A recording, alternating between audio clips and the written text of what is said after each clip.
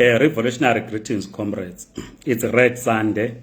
We are discussing the Zimbabwe political program. Our apologies, we started late. We know that most of you are now preparing to watch football, so we do not want to keep you longer. We'll try to discuss for about 20 minutes or so. So that we do not disrupt your afternoon, because once we disrupt your afternoon, next time you're not going to follow our political discussion. As I've said, that we are discussing the program of the Zimbabwe Communist Party. We are looking into the beginning of the nationalist movement in Rhodesia, now Zimbabwe. In our program, we are saying that Southern Rhodesian African National Congress began in 1912 as a section of the African National Congress. Remember that previously we said that the African National Congress, as established in South Africa in 1912, was attended by traditional leaders from across the region, and we have said that our lack of research meant that we are unable at this stage to provide the names of the chiefs from Zimbabwe who participated in 1912 in the formation of the African National Congress in South Africa in 1912, which was celebrating its 113 years. So when these chiefs attended the formation of the African National Congress in South Africa, they were inspired and they started Southern Rhodesian African National Congress after being inspired by their comrades in South Africa. But of course, the Southern Rhodesian African National Congress ran into serious problems. It was revived again in 1934 and revived in 1945. When it was revived in 1945, at some point it was known as the Southern Rhodesian Bantu Congress. So we can see that the struggles between the peoples of South Africa and Zimbabwe are interlinked. We'll continue to say this when we're discussing the emergence of trade union movement. We also saw how those that the likes of Borombo, the likes of Mzimel and others were inspired by the South African trade union movement to establish trade unions in Zimbabwe. So we see this relationship between the two peoples of South Africa and now Zimbabwe. The old Southern African Rhodesian National Congress first emerged out of the mist in 1952 after Joshua Nkomo became the chairman of the Bulawayo branch of the railways, Southern Rhodesia railways. We spoke about Joshua Nkomo. If you read his story, his book, The Story of My Life, where he details how he was inspired by the African National Congress, its youth link, and moving back after starting in college here in South Africa, where he became active in the trade union movement, which later on saw him participating in the liberation movement in now what we call Zimbabwe. In 1948, we know that there were elections in South Africa which rejected the pro-British Jan Smuts. Jan Smuts was pro-British. So the elections in 1948 ushered in D.F. Malan.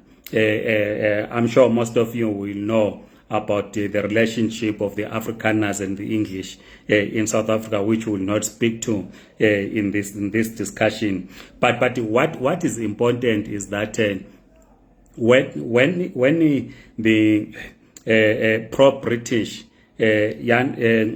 was rejected in the elections in 1948, the British in the United Kingdom influenced the formation of a federation which came into effect from 1953 to 1963, was called the Federation, bringing together what is today Zimbabwe, Southern Rhodesia, Northern Rhodesia, now Zambia, Nyasaland, now Malawi. They were forming an alternative, trying to isolate South Africa, which was under the leadership of the Afrikaner. We are saying here, Southern Rhodesian Prime Minister Gottfried Hans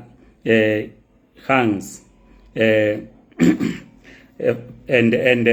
the leadership of Northern Rhodesia and Southern Rhodesia was asked by the British government in London to bring two Africans for talks around the proposed federation.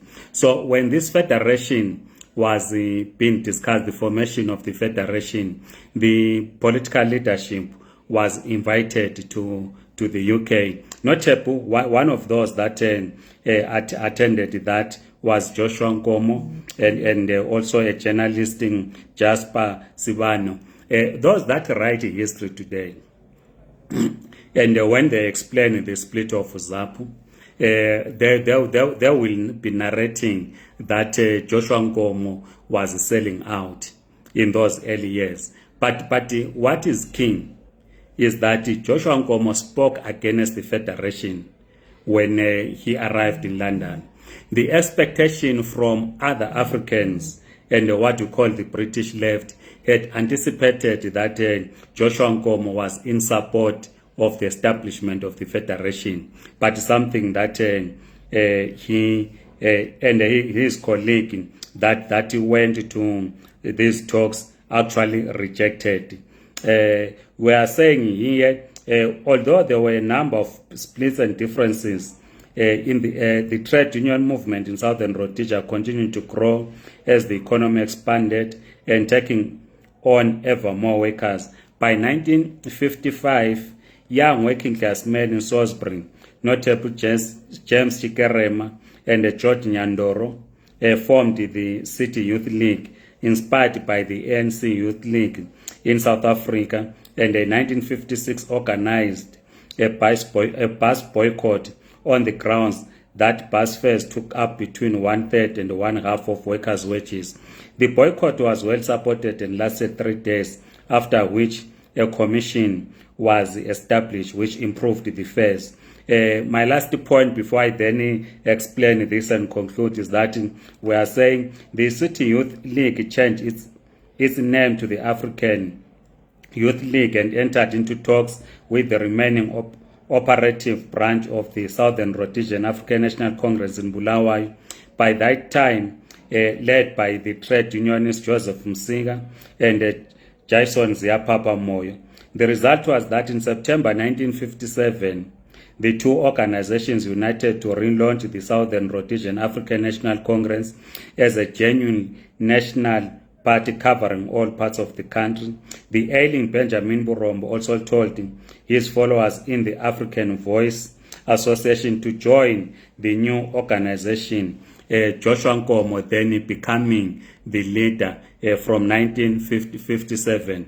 What is key, which the point that we are making as the Zimbabwe Communist Party when we look into the formation of the liberation movement in Zimbabwe, today Zimbabwe in Rhodesia then, is that the National Liberation Movement was established by the working class and peasantry. Trade union leaders played a key role in establishing the National Liberation Movement.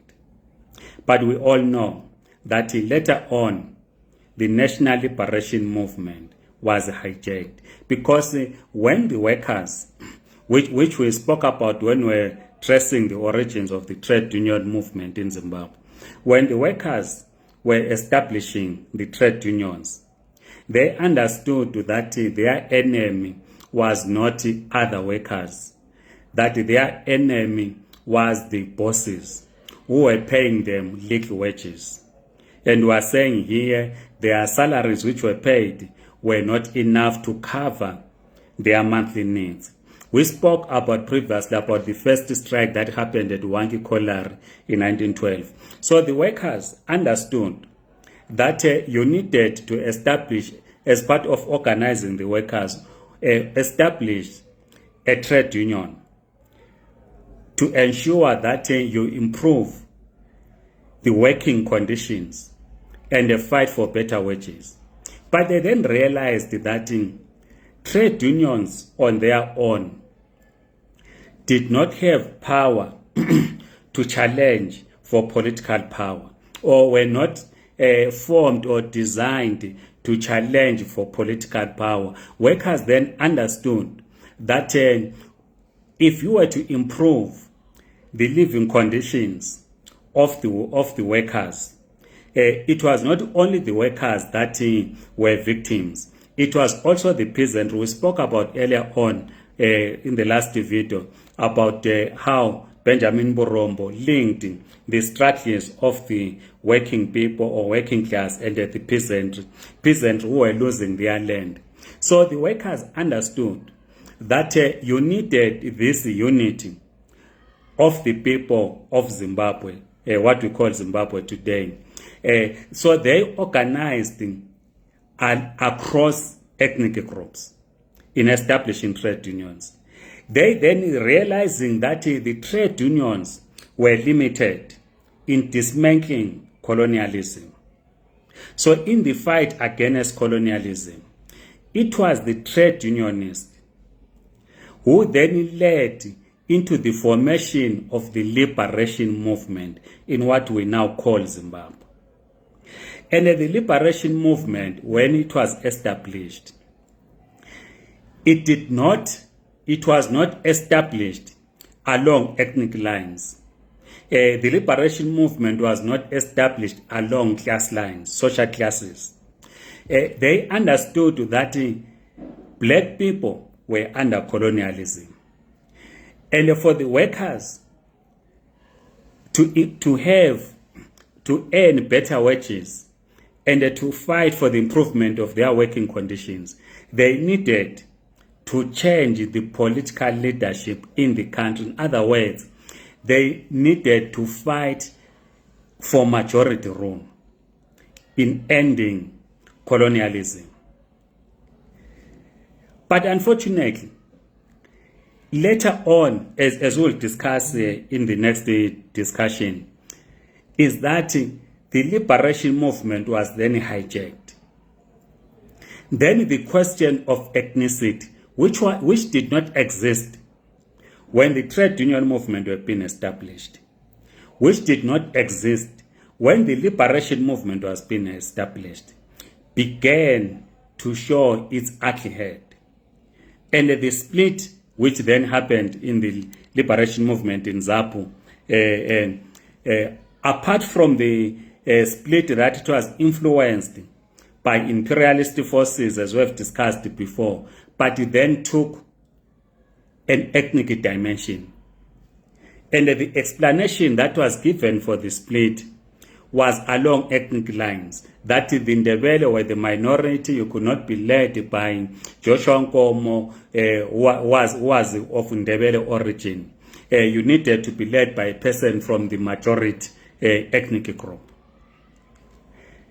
And the lesson we draw from the establishment of the liberation movement is that in post-1980, when the Economic Structural Adjustment Program is introduced in Zimbabwe, when civil society, trade unions and others began to pull out of ZANU-PF because of differences in the economic trajectory that ZANU-PF was now pursuing, because it was pursuing a neoliberal agenda. You remember that the Zimbabwe Congress of Trade Unions, as formed in 1981 as an organ of ZANU-PF, the first Secretary General of the Zimbabwe Congress of Trade Unions being the young brother of Robert Gabriel Mugabe. But in 1991, the workers realized that ZANU-PF government had made a fundamental mistake by adopting neoliberal policies. So it began to organize workers across the board. But when the workers were organizing, linking their struggles with the rural people, again, it was across ethnic lines. You can check the food riots that happened in 1997 across the country, 1998. It was across ethnic lines. The working class was being organized as a class to say, let us reject the neoliberal agenda. When the workers then realized, after the formation of the National Constituent Assembly in 1997 to spearhead the drafting of the new constitution, which we spoke about when we were speaking about the 23rd agenda, later on the workers understood that you needed first and foremost to democratize the country. In other words, you needed to a democratic government if you had to come up with a people-driven constitution. It was then that a decision by the working class and the peasant was taken that a movement for democratic change ought to be established. So the MDC gets established by the working class. The ZCTU leadership meeting in June 1999 agreeing that at an extraordinary congress that the president of ZCTU, then Gibson Sibanda, was going to be the president, the secretary general of ZCTU, then Morgan Tsvangirai was going to be secretary general, which actually happened at the launch of the MDC on the 9th of September 1999. But as we then went to Congress in February 2000, then the leadership of the MDC changed. The argument was the majority of the Shona people will not vote for Ndebele speaking, so you needed to have Shona speaking as the president. So the question of ethnicity then crept in again in the leadership or in the MDC. Then the MDC, established by the working class and peasantry, gets hijacked by other forces, which we'll talk about later on. Just like the liberation movement having been established by the working class and peasantry, being hijacked by other forces. And also in the hijacking, the question of ethnicity being introduced. In 1999, the MDC gets formed by the working class and peasantry.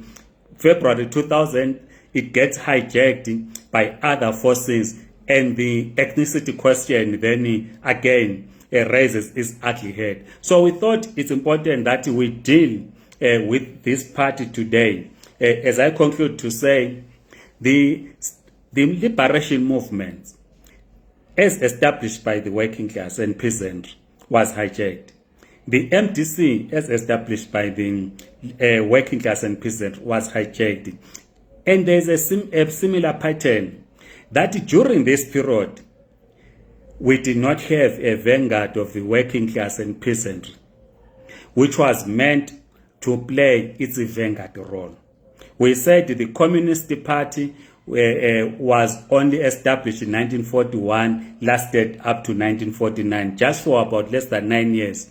The Communist Party was there, and the leader of the Communist Party was a comrade from East Germany who then became a diplomat. So during when the liberation movement is hijacked, there was no vanguard of the working class and peasantry. When the MDC was hijacked again, there was no vanguard of the working class and peasantry. So in our next discussion, we are going to deal with this question to also clearly define the vanguard role of a vanguard political party.